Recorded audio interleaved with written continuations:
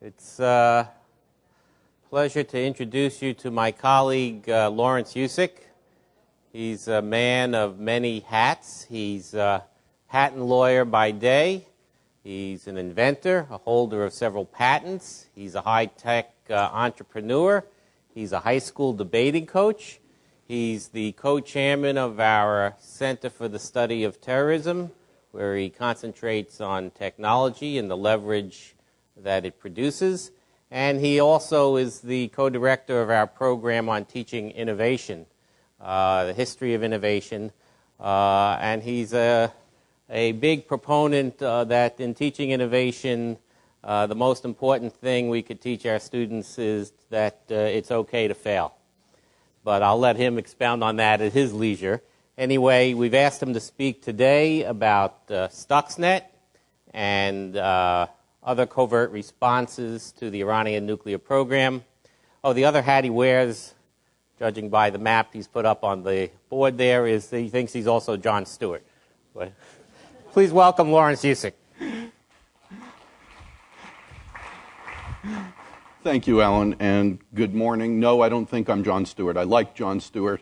I just think that this is symptomatic and emblematic of a lot of our problem in the United States. I think most of you would agree that if you, on the first day of whatever class you teach, took an unlabeled map of the Middle East and asked your students to please label Iran, a great many of them would fail. This is proof that they're not alone. So, my topic today is trying to understand the covert responses to the Iranian nuclear program, and moreover, understanding the Iranian nuclear program as it has developed and as it is likely to develop. And that's become an issue in this presidential campaign, I think an outsized one. It seems to be part of this obsession with Iran that we heard about so much yesterday. And if your students think that studying world affairs and current events and the history of the Middle East is not the most exciting thing they do in the course of their day, I hope that the next 45 minutes will enable you to change their minds. Because this can be, in very short terms, the most exciting lesson you teach all year. So let's get started. Here are a few headlines that have been in the news in the last 18 months. Starting with this strange one: mystery surrounds the cyber missile that crippled Iran's nuclear weapons ambitions. A cyber missile. This is an indication that the press simply didn't know how to talk about the subject 18 months ago. And then we learned about programmers being assassinated. Whoever thought that being a computer programmer was a dangerous occupation? And we learned that Western powers, quote unquote, in Israel carried out this attack, and that there was likely to be a boomerang. And then we found out that our own Pentagon was thinking about this, and that by launching a computer virus, you could be actively engaging in warfare. And then we understood that our Pentagon didn't understand what that meant. And finally, we understood that President Obama was the one who ordered this stuff out into the field. So what are we to make of all of this? How to make sense of it? Well, let's start by looking at Iran as a nuclear power. Now, when we say nuclear power, we generally mean a power possessing a nuclear weapon, but playing in the nuclear game is not just possessing nuclear weapons. Iran's ability to deal with nuclear technology goes all the way back to 1957, not coincidentally, the first year that Israel also gained nuclear technology, and from roughly the same sources. Because under the Eisenhower Items for Peace program, we began to educate Iranians and provide them with the necessary tools to understand quantum mechanics and fundamental 20th century physics, and all of that is intimately tied up with understanding nuclear energy. By 1967, 10 years later, we'd actually built, in cooperation with the Iranian regime, a research reactor, 5-megawatt reactor, and provided highly enriched uranium, HEU, which we continued to provide to fuel that reactor. So in Tehran, there's actually a nuclear reactor, US-built, that had been running for a great many years. And in 1968, at our behest, the Iranian regime signed the Non-Proliferation Treaty. And the NPT, as it's known, obligates signatories to allow the International Atomic Energy Agency, the IAEA, to inspect and monitor all nuclear facilities, civilian and military. It's a transparency regime. You may remember that during the Reagan administration, Ronald Reagan's famous admonition was that with the Russians, you trust but verify. And the verification part of that is the IAEA's job. They go in and make sure that nothing untoward is happening, that it's safe, and that this technology is not being diverted to non-peaceful means. Now, moving forward, in the 1970s, the Shah recognized that this precious petroleum resource that Iran sat on would someday run out. And so in cooperation with international authorities, both the US and in Europe, principally the French and the Germans, the Shah embarked on an ambitious plan to create electricity for the entire country of Iran by building and running 23 nuclear power plants. This is at the same time that France is also building in excess of 40 nuclear power plants. During the 1970s, we still believed that nuclear energy was this safe, clean alternative. You weren't, after all, digging up coal and burning it. You didn't have visible stuff from the smokestacks, and we were still a few years short of 3 Mile Island and Chernobyl. We also had, somewhat hubristically, a sense that we could deal with nuclear waste as a problem, that we could simply bury it and put it away for the several million years that it would take for it to cool off and become less dangerous. How far we've come, I'm not sure.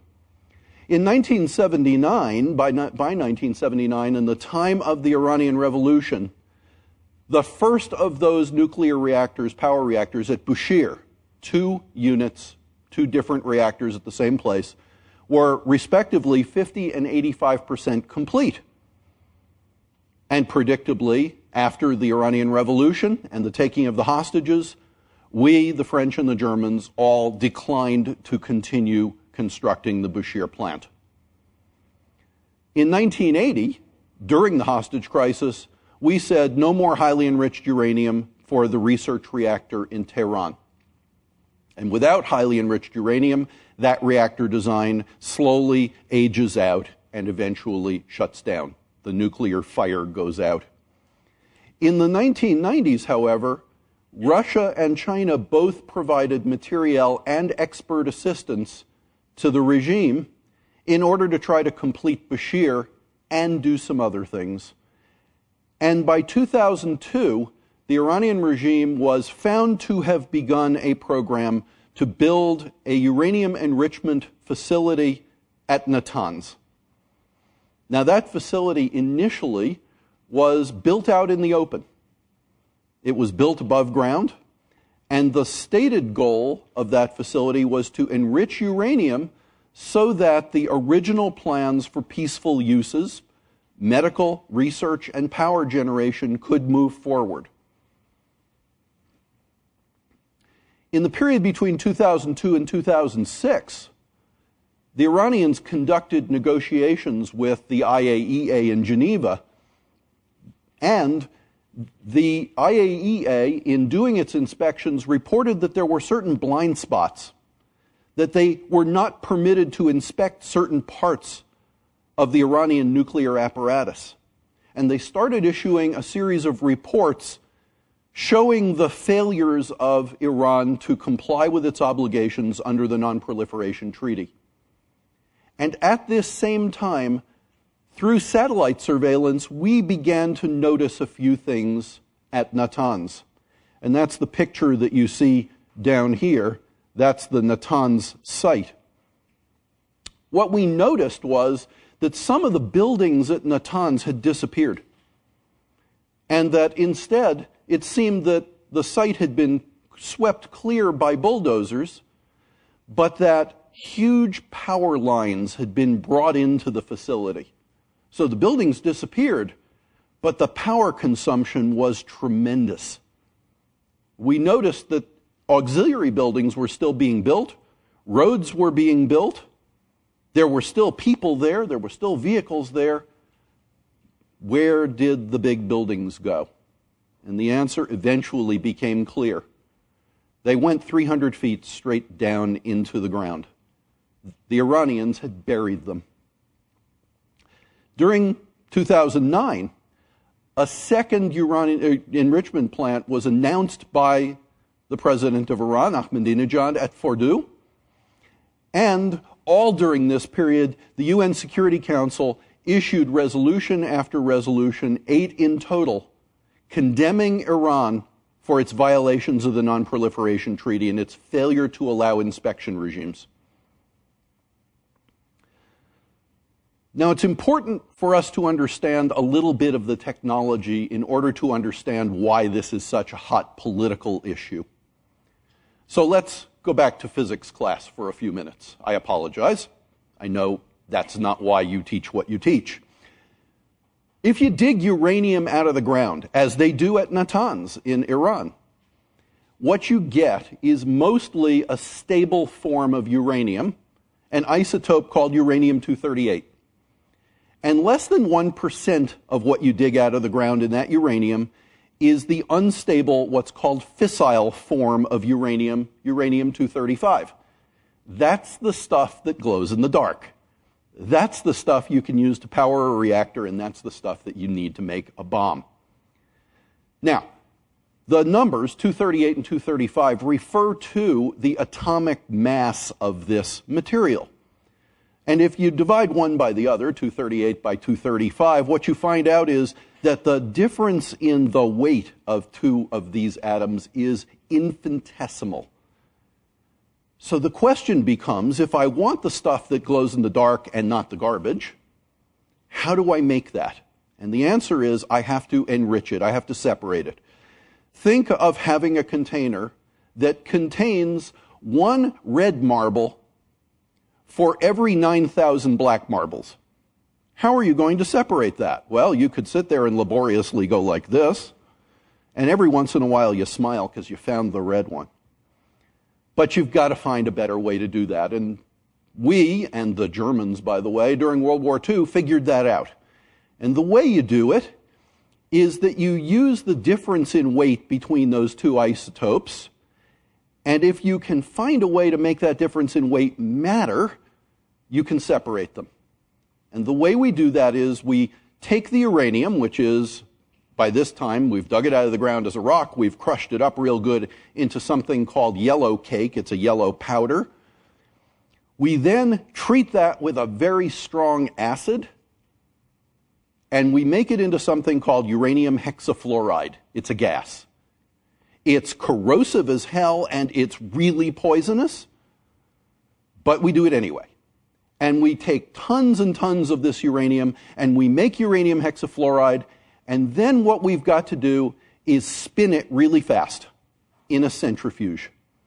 Because when you do that, the heavier stuff flies to the outside, the lighter stuff stays on the inside. We've found a way to separate the 235 from the 238. And if we can do that enough, we can enrich from this 0.7% that we get out of the ground to between 3 and 4%, and that's reactor fuel. So if you're going to generate electrical power, spinning the uranium until you get 3 to 4% 235 in that mixture, and then reconverting it from the gas into a solid, into a pellet, gives you reactor fuel.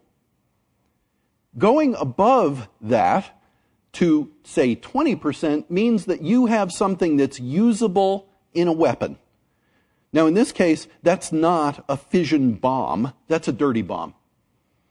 That's a conventional explosive that just takes this radioactive, poisonous material and spreads it all over.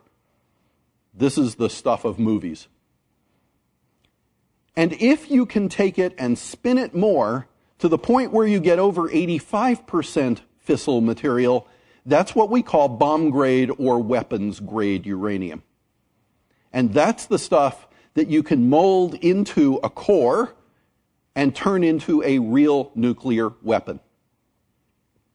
And when we spin it, one of the things that we find is that you can't just put it in one of these centrifuges and keep spinning, because eventually, when you spin it, what you end up with is more waste than the stuff you really want, the uranium-238. And uranium-238, which has had the fissile material removed, is called depleted uranium. Now, that stuff is not totally useless. That's extremely heavy stuff, and it's really hard. When you reconvert that into a metal, that becomes armor-piercing tank shells and armor-piercing bullets that we fire from machine guns. So that's good stuff. But the stuff we really want is the stuff that glows in the dark, the 235. So how long does this process take? Well, if you can't spin it in one centrifuge, what you need is something called a centrifuge cascade. We spin it, and we take the stuff that becomes a little more 235, and we put it in another centrifuge, and we spin that, and so on, and so on, and so on, and so on. And so if we put all of these centrifuges together, many in parallel, many coming down in the cascade, what we find out is that we can create this uranium-235 and enrich it to 3 to 4% with about between 1,600 and 1,800 separate centrifuges working together in one place. So the pipes go from one to another, to another, to another, and this takes months. Because every time you put the stuff in the centrifuge and start to spin it, you've got to spin it for between 3 and 6 weeks at high speed before there's enough separation. And we express the efficiency of these centrifuges in something called a separation work unit. Now, our centrifuges in the United States, the stuff we use to make this material, are pretty efficient. But the centrifuges that Iran got from the AQ Khan network in Pakistan were called the P1 centrifuges. The Pakistanis stole the designs from the Dutch, built their own and gave those designs to people like Iran and Libya. Gaddafi was running centrifuge cascades. That centrifuge does 1.4, give or take, work units per month. They've got some new centrifuges that are much more efficient. And the difference is the materials of the centrifuge and how fast you can spin them. If the cylinder that spins is made out of aluminum, you can only spin it so fast before the metal cracks. If you make it out of carbon fiber, you can spin it faster. And if the centrifuge is this tall, you only get so much work, but if you double the height, you get more. And that's what they've been working on. Now, one bomb requires 25 kilograms of weapons-grade material, and we call that a significant quantity. All of these things are in the treaties, of course. And a significant quantity allows you to make one bomb. So one of the things you will read about is the question of breakout. And breakout means from where you are now, what's the minimum time that it would take to make one significant quantity? In other words, to make enough to make one bomb. And at present, the best estimates of the Iranian nuclear program from August are that breakout could occur in 6 weeks. 6 weeks to get enough material to build a bomb. Now, that's because you start with whatever enriched material you have, and you go absolutely hell-bent for leather to make that one 25-kilogram amount. In other words, you're willing to be inefficient. If you want to make 4 significant quantities, the estimate is it takes you longer. So if you want 4 bombs, 11 to 14 months to do that. But that's what we're talking about. That's what Prime Minister Netanyahu talked about when he stood at the podium at the General Assembly last month and held up that picture of a crude bomb with what he called a red line. The red line is, when do they have enough material to actually make a bomb and threaten people? And we do our best to do these estimates. to figure out what breakout time is. Now, that doesn't mean that they have a bomb, because making a nuclear weapon isn't as simple as just having the fissile material. You've also got to have a way to explode it. And what we know from long experience is that that's not as easy as it looks. That's not a Wile E. Coyote moment. And you have to have a way to deliver it. Because these crude bombs, with all of the apparatus required to explode them, are quite heavy and quite large. And miniaturizing them is something that's extremely difficult. So they've got to have a way to get it where it needs to be. A missile, an airplane that can drop it, a container that it can go in on a ship, whatever. And we don't have good estimates on that for Iran. So that's what we talk about when we talk about the criticality, the red lines in the Iranian nuclear program. And for at least the last dozen years, the United States, and to greater and lesser extent, our allies, have been engaged in negotiations and sanctions regimes all aimed at trying to slow, delay, or push back that red line. Now, there are some fringe elements in the West, I won't mention his name, Stephen Walt, who think that what we ought to do is just take off the brakes and let Iran have all the bombs it wants. That it would be a good thing, that it would be stabilizing. Obviously, I don't agree with that. I think that's akin to saying that we ought to give all criminals extra guns and bullets. But political theorists are not real people. Now, one of the things that we hear is, why can't we just go and bomb these operations? And what you're seeing here is pictures of something called Operation Orchard, carried out by the Israelis in 2007. This is, by most accounts, the first integrated cyber attack on record.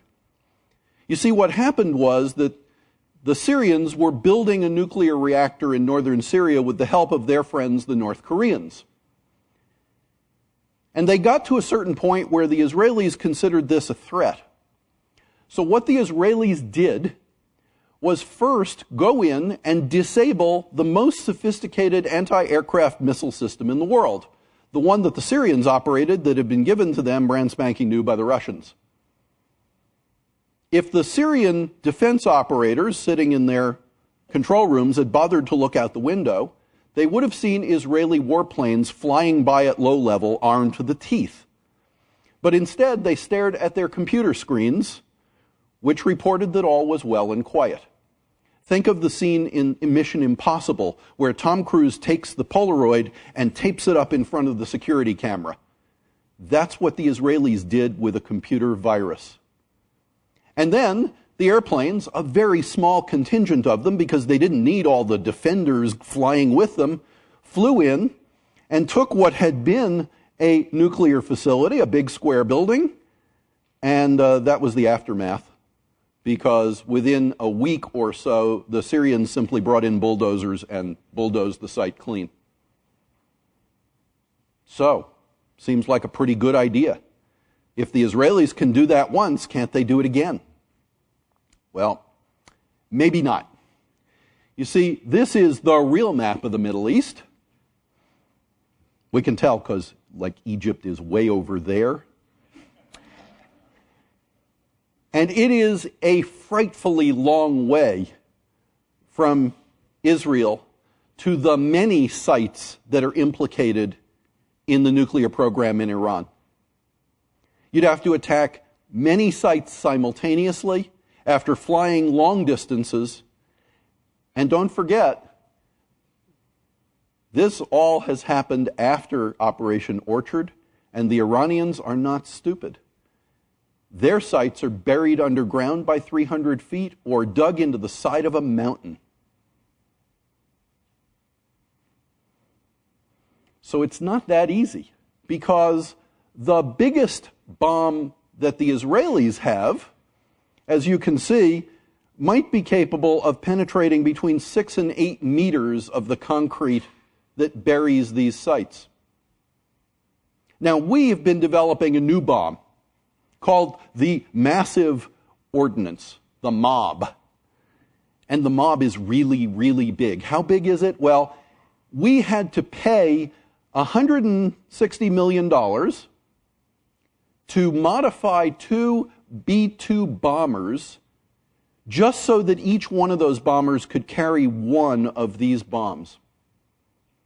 Now, they're big bombs. And as you can see, they're designed to get through about 60 to 70 meters of hardened concrete or mountainside before they explode. These are not nuclear. These are conventional. But the question is, how many times can you get lucky, fly over and drop one of these things? Remember, we only have 2 airplanes in the entire world that can carry them.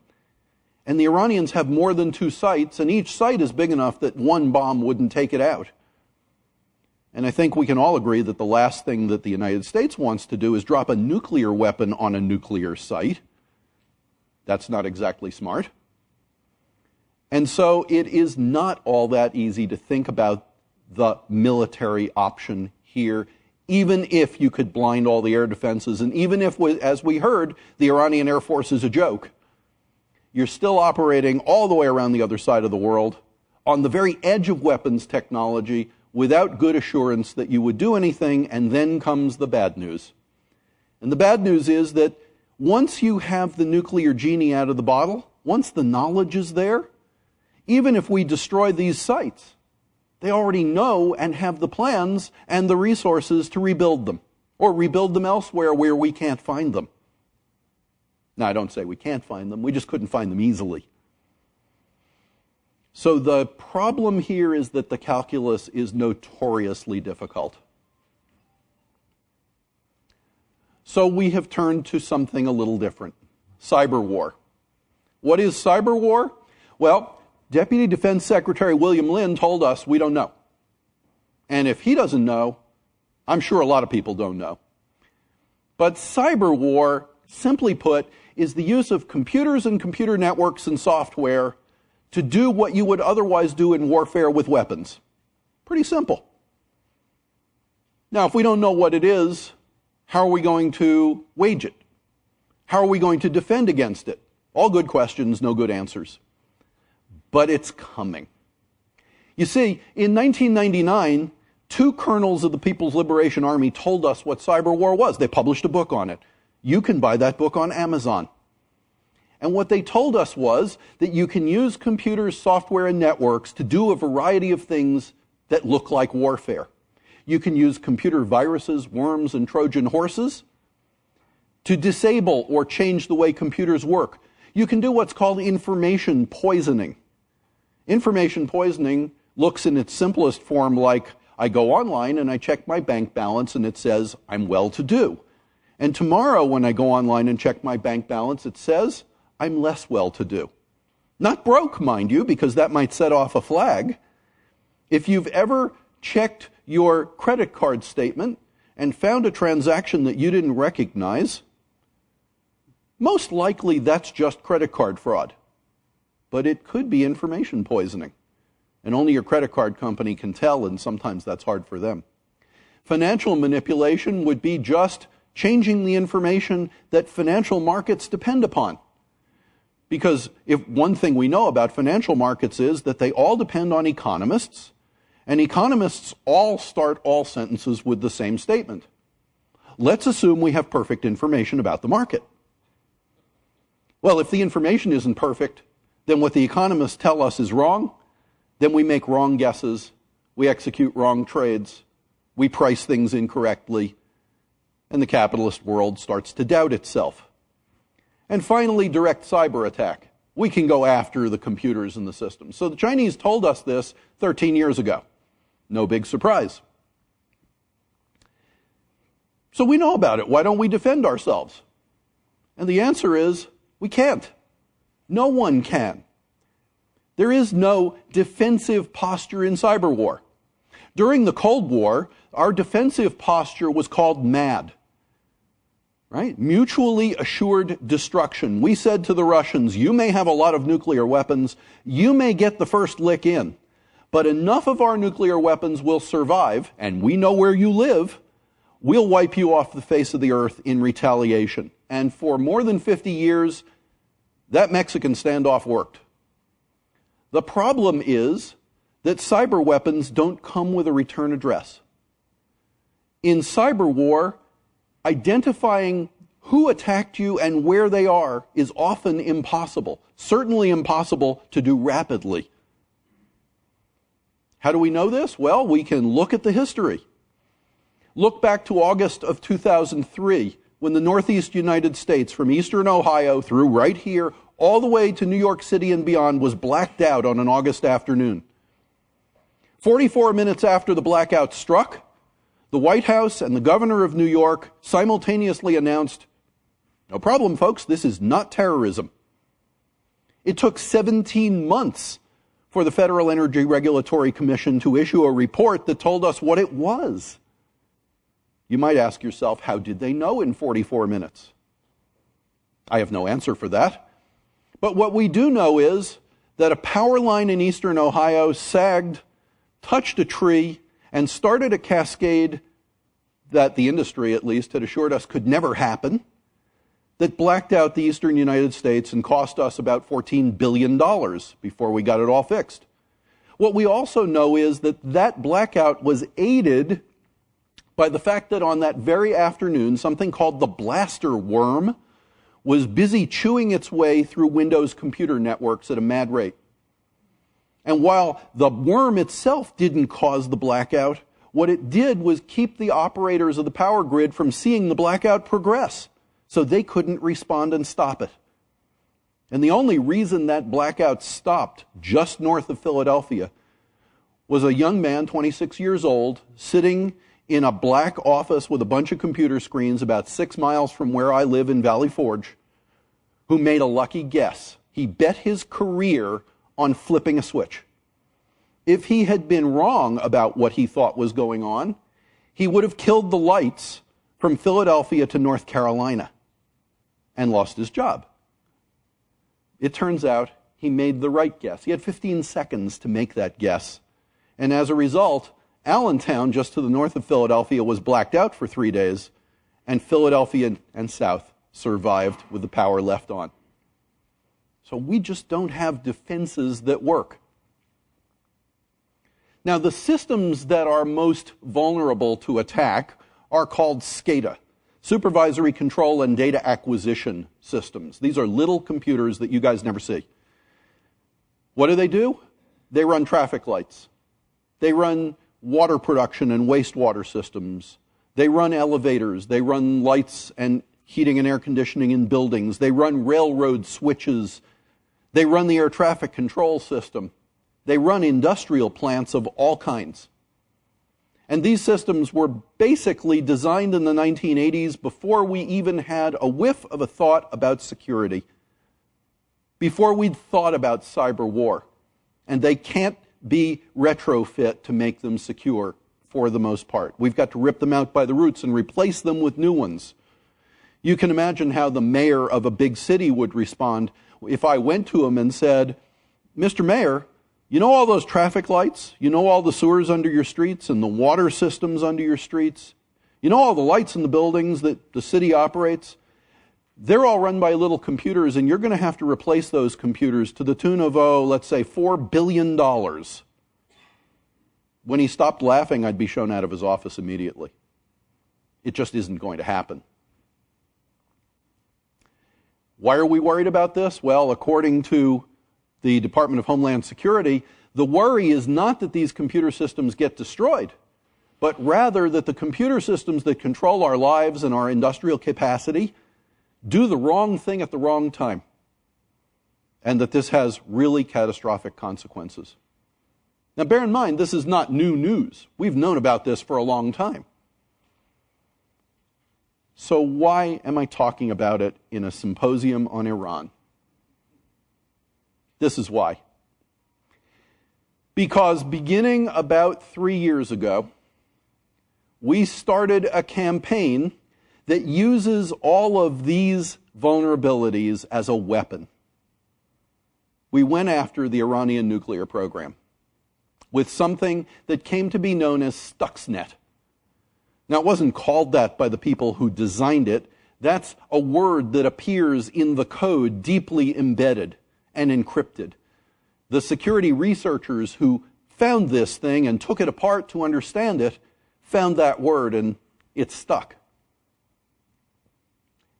Stuxnet was also, we now know, a project of the US and Israeli governments codenamed Olympic Games. There you see President Ahmadinejad standing among those tall cylinders, and those are P1 centrifuges at Natanz in Iran. Each one of those cylinders spins at high speed containing uranium hexafluoride, and as you look down the row, you are seeing a centrifuge cascade intended to enrich uranium way beyond 3 to 4% needed for power reactors, way beyond the 20% that is usable for weapons, all the way to weapons grade at 85+%. Why do we know that? Because we know, according to the IAEA and pronouncements of the Iranian government, that they built more than 10,000 centrifuges. And given the number of reactors that they have and that they plan, if they were only going for reactor fuel for medical and power purposes, they would have needed about 1,600 centrifuges. So what do we know about Stuxnet?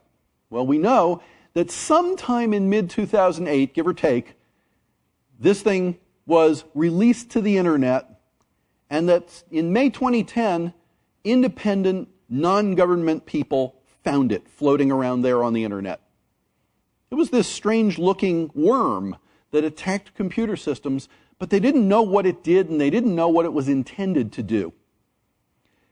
Allegedly, there was a mistake that allowed this worm to spread on the internet. I'm not sure I fully believe that, but that's the excuse that was given and published in the New York Times. The first thing that we know, however, is that certain types of computer hardware that are subject to restrictions, they're not supposed to be sent or sold to Iran, made their way to Iran anyway. These pieces of computer hardware are specialized industrial controllers. And those industrial controllers, we think, were purchased on the black market from companies in Taiwan. Now, I have reason to believe that that is true, and furthermore, I have reason to believe that the companies in Taiwan were either set up and operated or at least influenced strongly by certain agencies of the United States government.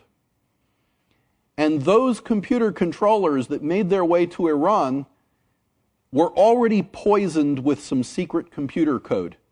And the purpose of that computer code was at some point to wake up and say to the internet, here I am, this is where I ended up. They were a beacon. Now, those things also contained some code that would allow them to steal some rudimentary information about where they were and what they were connected to. And that information, in turn, was relayed outside of Iran. Now, in addition to that, the Stuxnet code itself made its way onto computers at the Natanz facility. We don't exactly know how, but we think by using those little USB memory sticks that you all are so familiar with. Because there are ways of engineering those little memory sticks so that you don't have to do anything other than plug them into your computer, and then I got you. Now, those memory sticks used security certificates that were stolen from two Taiwanese companies. Those are electronic signatures that say, I'm cool, I'm good, you should let me in the door. And in addition, they used something called 0 days. A 0 day is a type of attack on a computer which has never been seen before, never been documented, and therefore cannot be defended against. A 0 day attack is among the most valuable things to a hacker. In fact, if you know where to look and know where to ask, you can actually buy a documented 0 day attack for Windows. They cost about $100,000. You can buy them on the internet. Now, they are so valuable that we have never ever seen a computer virus that used more than 1 0 day. And yet Stuxnet used 4 simultaneously, all in an effort to ensure that this bad code would make its way past any defenses onto these computers. Once it made its way onto the computers with the USB sticks, then it just looks around the network. Says, are there any other computers here? And then it hops from computer to computer. And by the way, it also hops through your keyboard. It also hops through printers. It's pretty clever. And it just worms its way through the entire network. And as it does so, it creates for itself a map of all of the devices connected to all the networks. It encodes all of that map, and then it was programmed to phone home like E.T., except that instead of phoning home like E.T., it actually dialed up 2 different websites, one in Malaysia and one in Denmark, both of which had URLs that seemed to be about FIFA World Football, soccer to us. So they were pretty innocuous. And it would call up this website, seemingly asking what the scores were in the game, but embedded in that request for the score was the entire map of the computer network on which it sat. It phoned home to these computers. Now, we don't know who ran these computers. They're long since gone. We don't know who registered those domains. There's no record of it. It's pretty cloak and dagger. And it specifically targeted Natanz. How do we know that? Well, a little bit of surmise. You see, the Stuxnet worm is coded to attack only one specific configuration of computers in the entire world. It has to attack a Siemens Cymatic controller. That's a controller that only controls industrial processes. And that controller has to be connected to a specific kind of communication network called a Profibus. And in turn, the Profibus has to be connected to 33 devices called frequency converter drives. And frequency converter drives of only 2 types, one manufactured in Finland and one manufactured in Iran itself. And those frequency converter drives control the speed of a motor. And what we think is that the motor sits at the base of each one of those P1 centrifuges, making it spin. And if you don't match that fingerprint of a network, the virus deletes itself. Says this isn't the right one, goes away completely, doesn't bother you. But if you match that network, if you look like that target, then this thing is pretty clever, because it hijacks lots of different pieces of software within the computer and hides itself. How does it hide itself? Well, the first thing it does is go into these industrial controllers and save the computer program that was originally there in a separate little piece of memory. Then it substitutes new computer programming. That's the worm. Now, the cool part is that it saves the original program for a very good reason. A function that I call the nope, nobody in here but us chickens routine. Because if, after it infects the controller, an operator comes along and says, hey, tell me what you're doing. What are you running? The infected software sees that request, goes and gets the original software and sends it back. Like, we're cool. Nobody in here but us chickens. And the operator never sees the corrupted program. Now, it does this, and it continually modified itself, and this is what it does after it infects.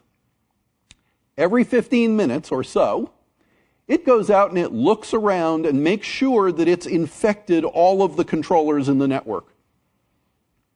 And once it has, it then sits there and watches these frequency converter drives for a signal that says that the motor is running between 810 and 1210 revolutions per minute, or hertz. Because that's the speed that you run a P1 centrifuge when you're separating uranium. So when it finds it gets up to speed, then what does it do? Well, it takes a snooze. It goes to sleep for about 13 days, give or take. Why? Because we know that the centrifuge is going to be working for weeks to separate the uranium. Then it waits for that period of time and subtly speeds up the centrifuge to 1,410 revolutions per minute. And then, after running it for a certain period of time at that speed, it slams on the brakes and slows the centrifuge to 2 revolutions per minute. And then it does that a while, just whacks it back and forth a bit. And then it goes to sleep and waits for 26 days and does it all over again. Why? Why does it do all this? Well, for a P1 centrifuge, we know that the aluminum rotor fails, cracks, if you run it too fast, and 1410 seems to be the too fast. We also know that there are built-in safety systems in these centrifuges. So if you slam on the brakes in a centrifuge, it's going to do its safety routine. And the first safety routine it does is it opens up a valve and vacuums all of the uranium hexafluoride out and throws it away. So here we are, we've been making this batch, we've been making our cookies for 13 days to 26 days. It's getting to the point where it might have enough in it. We slam on the brakes, garbage. We just threw the cookies on the floor. And then if you slam on the brakes really hard a couple of times, you break the bearings that hold the centrifuge in place. And what we know is that Iran built more than 10,000 centrifuges, but at one point, fewer than 3,700 of them were still working. Now imagine, you're seeing all this go on. So the first thing you do as an operator in the Natanz facility is you say to the computers, show me what's going on. And the no chickens in here routine says, we're cool. No problem. So the next response of the Iranians was they took these guys, who normally sit above ground in nice air-conditioned buildings, they gave them each a chair and they said, go sit down there with all the centrifuges. Watch them. Now that's really loud and ugly, kind of unventilated. And remember, this worm sits there and goes to sleep for 13 days and then 26 days. Nothing happens. So these guys are just sitting down there waiting for something to break. And of course, the timing is not coincident, right? These are centrifuge cascades. There are 10,000 of these, and one of them breaks every so often. It literally took them years to figure out they were even under attack and that they didn't have some fundamental engineering flaw in the motors or the bearings or some other component. After all, they'd built all this stuff under sanctions regimes. They had to buy it on the black market. And remember, all the while, they're using equipment that was pre-poisoned with other bad stuff. So the question for your students becomes, who did this? Well, we know the answer, but this is kind of a neat detective game. Because in January of 2011, the New York Times published a story that Israel had tested something, but the people who took apart the computer code noticed 2 interesting things in that code. Now, this is some of the most sophisticated computer code ever written. The first thing they noticed was this number, 1979-0509. If you're a computer person, you know that that's the 9th of May, 1979. That's how we write it. And if you're a student of Iranian history, you understand that that is the date on which a prominent Iranian Jew was executed publicly in Tehran after the revolution. We also found this string of seemingly a file name in the code, which contained the green words myrtus and guava. Now, guava, we know, is a type of fruit. What we may not know, if you're not a botanist, is that it's part of the myrtle family. And if you're not a student of biblical history and you don't know the book of Esther, then you probably don't know that the name Esther translates to myrtle. And the book of Esther is the story of the queen of the king of Persia, Ahasuerus, who saved the Jews of Iran from the evil plot of the prime minister Haman. At this point, we're all supposed to make noise if you're on Purim. So here are these clues. Now, they can only mean a couple of things, right? Thing one, this cyber weapon is Israeli in origin. Now bear in mind, the people who wrote this were among the most sophisticated programmers in the world. Why would they leave this stuff floating around in the computer code? So there must be another explanation. And that other explanation is that somebody else did it and intentionally put this in the code to make us believe it was the Israelis. But being intelligence, there's a third possibility, and that is that the Israelis did it and put this stuff in the code to make us believe that somebody else put it in the code so we'd believe it was the Israelis. What we do know is that the P-1 centrifuges that were owned by Gaddafi after he decided to give up his nuclear ambitions came to the Oak Ridge National Laboratory and were tested and characterized and then stored there, and that the Idaho National Lab had cooperated with Siemens to test all of its controllers and computers. Clues. Oop. It went up. Yes, it's a computer bug. There we go. Turns out all that was right. See, we did it. We now know, based on published reports, that this was in fact a joint US-Israeli program called Olympic Games. We know that it was developed by the National Security Agency and a unit of the Israeli Defense Forces called Unit 8200. Now, interestingly, Unit 8200 was set up by an Israeli general, the head of the IDF, named Amos Yadlin, whose prior claim to fame is that he led the raid that destroyed the Iraqi nuclear reactor at Osirak back in the 80s. So this is a guy who knows what he's talking about when it comes to destroying nuclear facilities. And according to an anonymous US official, it turns out there's always an idiot around who doesn't think much about the thumb drive in their hand. People will just plug these things into their computers willy-nilly. And as I said, we got you. So what are we to learn about the future now that we understand what cyber war has done? Well, by most estimates, this attack set the Iranian nuclear program back between 2.5 and 4 years. Far more than an actual bomb attack might have. We now have a map of all of these computer networks, both in Iran and outside. And that's like a fingerprint that allows us to fire a guided cyber missile anywhere we want. We know that there are derivations of the Stuxnet code that will become useful, and that these derivations will be combined with things called botnets that'll just kind of lurk out there on the internet waiting for new networks to pop up so that they can be attacked. And we've already seen that. Because in October of last year, 1 year ago, we found something called Dooku on the internet. You can see the countries, God bless, that have been infected with Dooku. Right now, all that Dooku does is go in and steal information from computers and phone home. We don't know to where. But we also know from analyzing the code that the people who wrote Dooku don't seem to have worked Friday night through Saturday night Jerusalem time. That's all we know about it. And we also know that it doesn't require you to do anything, because all you have to do is visit a website or open a Word document, and Dooku owns your computer. You don't have to say okay, you don't have to click, you don't have to open an email.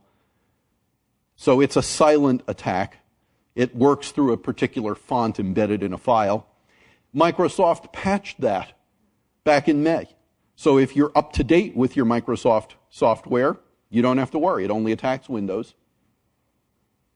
Not bad. How many people actually update their computers in the world? And the answer is that 60% of the Windows computers in the world are not updated. 20% of them can't be updated. They run pirated versions of software that's too old to update. This is like I told you there was a pandemic coming and 60% of your fellow citizens refused to be vaccinated. You wouldn't feel too good about it. And now we've seen something called Flame, also called Skywiper. Founded in May. This one's a totally directed attacker, and it has the capability not only of stealing all of the important files on a computer and sending them somewhere. It can also turn on the microphone and listen to what's going on around the computer and record your Skype conversations. So it can actually listen to you and you won't know it. And again, these are the places where it has been located. It requires a specific directed attack. It doesn't spread on the internet. And this is how it spreads: through networks, through USB sticks, through printers, and so forth. Flame talks phones home to over 80 different servers around the world, and they are constantly moving. It is, most worryingly, written to specifically evade 263 different antivirus programs. So it has a nobody but in here but us chickens routine. If you're running antivirus, if you're running Cymatic, Norton, Kaspersky, all of those, it specifically not only informs those programs that it's cool, it also disables the ability of those programs to update themselves to remove the flame from the computer. So we're talking very sophisticated code. And lastly, if you try to mess with it, it activates something called the wiper, Browse 32, which completely obliterates your computer system, overwrites every file on your hard disk with random information. Now, what we were told when this first came out is that there would be some blowback. There would be some boomerangs, and we have seen that. Just this summer, something called Shamoon showed up on the internet. Again, the people who wrote it didn't call it Shamoon. This is a word that appears in the code. And Shamoon managed, in the middle of August, to steal a bunch of files and then destroy 30,000 computers at Saudi Aramco on the eve of a major Islamic holiday. So nobody was in the office. At 11:04 in the morning, everyone went out, all these computers. Took them weeks to replace all the hard drives because, like the other things, if you try to remove Shamoon from the computer, it completely overwrites the ability of the computer to operate. In this case, it destroys something called the master boot record. Razgas at Qatar was also attacked, and what we now know is that this was an insider attack. It was spread by a USB key. Someone who was trusted came in on that holiday and plugged it into one of the computers in the network, and it spread from there. So just when you thought that it was safe to control your network by putting a firewall around it, by disconnecting from the internet, remember that the greatest threat is insiders. More recently, we have seen direct attacks by Iran, by a group called the Qassam cyber fighters, on U.S. banks. They have disabled the websites and the online banking capability at a number of major banks with something called a distributed denial of service attack. This one is pretty ham-handed. All they did was download a hacker toolkit from the internet called It's Okay, No Problem, Bro. But that's a new hacker toolkit which has the ability to flood a web server at 70 gigabits per second. That's 700 times faster than your internet connections at home if you've got cable. It just slows them. It's like running in molasses until the server crashes. Now you combine all of this with the other side of the story that I'm sure your students will like to hear, but it's not pretty, and that is, and I apologize for the small type, but this is the extent of it, from January of 2010 through January of 2012, a number of key individuals, both nuclear scientists and computer scientists in Iran, have found themselves on the receiving end of some rather nasty messages, most of which have been magnetically attached bombs, where an unknown individual rides through the traffic in Tehran, slaps it on the side of the victim's car, rides away on his motorcycle, and the bomb blows. So anytime you think it's safe just to be a scientist in your lab, think again. When the Stuxnet virus first attacked, Iran put out a call on the internet offering $500,000 to computer security experts who would come and help wipe it out. Someone put out something on the internet that said, we don't think your life is worth $500,000, and no one took up the offer. Finally, there has been a follow-up cyber attack. In July of this year, remember all those guys sitting on chairs downstairs in the in the halls with all of the cascades. All of a sudden, in the very middle of the night, what happened?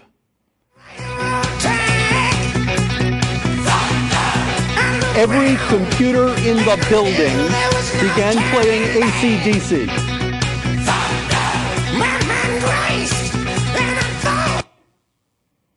Not coincidentally, the major part of the soundtrack of the movie Iron Man.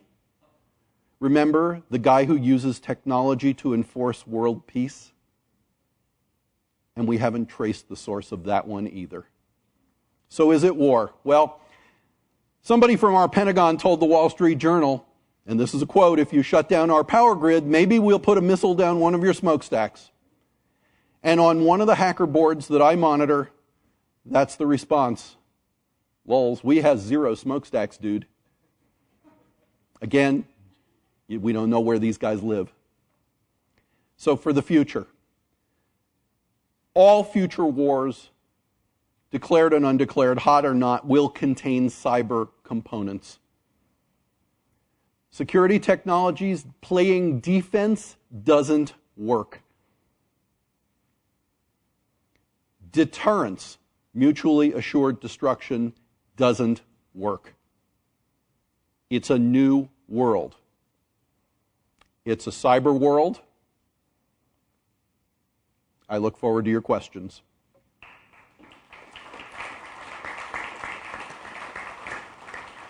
Thank you very much, Lawrence. We'll open it up for questions. It's been fun seeing how we're on the offensive end of this. Can you give us any insight how China is doing this against us? China is doing this against us in both more and less sophisticated ways. Every single day, our infrastructure, our power grid, our dams, our water systems, and so forth, are probed electronically millions of times by computers located in mainland China. But more than that, the Chinese are experts at simply sweeping together information which is in the open, seemingly valueless and disconnected information. And so every single day, multiple gigabytes of public domain information are swept across the sea to China, where there are organizations dedicated to fitting all of the pieces back together in order to develop not only intelligence, but intellectual property espionage. One of the things that we learn when we study cyber war is that there are really no differences among cyber war, cyber terrorism, cyber crime, and cyber espionage. It's all a matter of what your objective is. And so we are hit by China intentionally. They have a cyber war unit, but this more often goes on in what they call engineering schools. Rooms, buildings full of students who are being trained to hack, to pull information, to hit systems, not always with the objective of shutting those systems down and blowing stuff up, but often with the objective of probing us to figure out where the weaknesses are. And then if you add to that the fact that in this country, for instance, we no longer manufacture microprocessors or memory chips. Almost all of that comes from the Far East.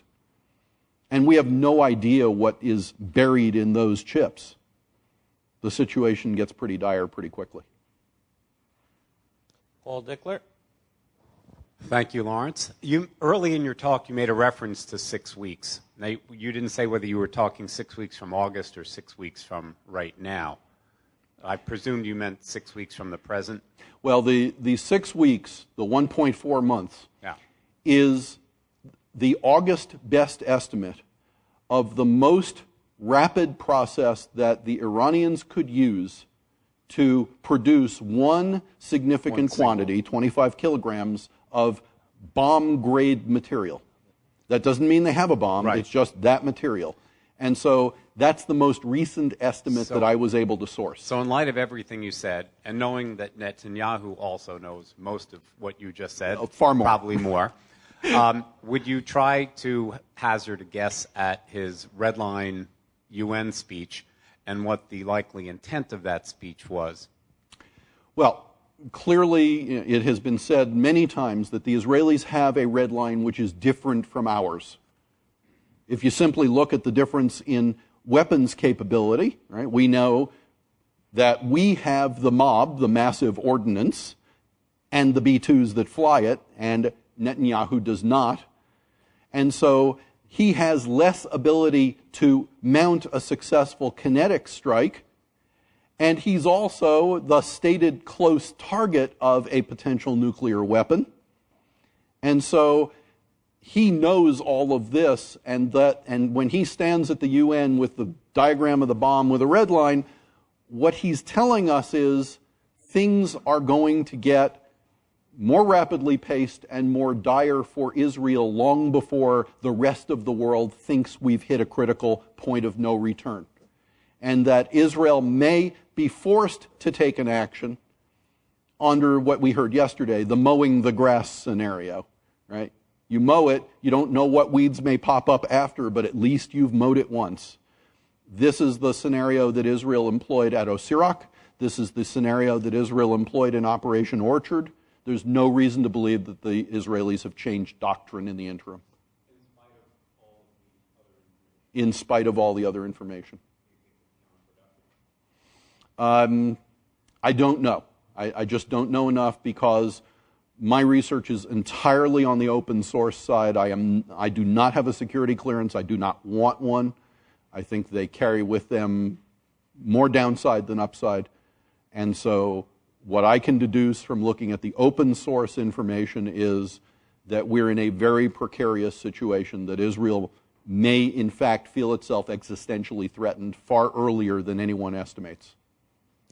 David Noblet from North Carolina. Hi, Lawrence. I just wanted to point out to you and to everyone else, today's Pittsburgh Tribune front page story is about how hackers are being recruited as mercenaries for both overseas companies, organized crime interests, and, of course, shady entities, which are countries, mostly Russians, but a lot of Americans, a lot of Chinese. Google's offering $100 to fix their security breaches, and some of these places are offering these guys six-figure incomes to exploit security breaches. So absolutely. Interesting article for anybody who's interested. And in addition to that, thank you for that, in September, the Defense Advanced Research Projects Agency, DARPA, held a preliminary meeting for U.S. companies interested in bidding on contracts to manage and design the next generation of offensive cyber weapons for the U.S. government. And many companies showed up. This is a concerted effort to make sure that we have lots of different organizations designing these capabilities, because if we can't have a great defense, the thought is we should have a better offense. Okay, David DeNaples from Connecticut. Hello, and thank you. Many hackers, I would imagine there's far more hackers outside of the world of intelligence and virus spreaders who are sitting in their basements doing what they do for the sake of doing what they do. As talented as they are in that realm, is there potential that some of these individuals could spread a virus, hack a system without understanding the centrifuge side of things and actually cause real damage in terms of security and the threat of world peace? Well, the answer, I think, in microcosm, is found in an incident, a pair of incidents that occurred about 4 months ago. A hacker decided that the Department of Homeland Security was not taking critical infrastructure security and cybersecurity seriously enough. And so he reprogrammed a pump at a water authority in Illinois to blow itself up, literally shake itself to death.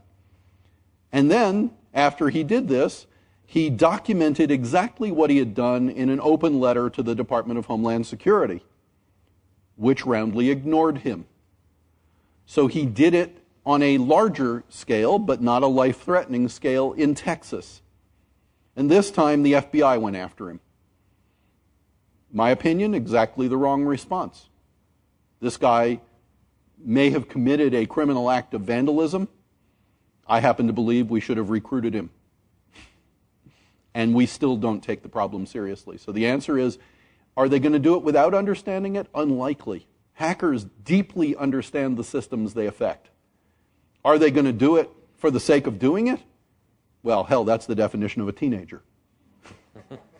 And on that note, we'll bring this to a close. Thank you very much. Thank you all. And I will leave this up for a little while. This is what you're supposed to do if you find yourself needing to travel overseas carrying a computer. I realize that this is completely absurd, but people who routinely travel to China know that they should not take computers with them. They don't even take their real cell phones with them. And the reason is that as soon as you set foot there, they will hack you. And this is true of many countries. It's been true for a very long time. But this is the kind of precaution that professionals are telling us to take. Thank you. Thank you. Thank you, Lawrence. I think Lawrence has a unique ability to explain very complex material in crystal clear manner. So we thank you, Lawrence, for that. We'll take a short 10-minute break. We're on schedule now to break up this conference a half hour early so everyone can get their flights or wherever they have to go. Thank you.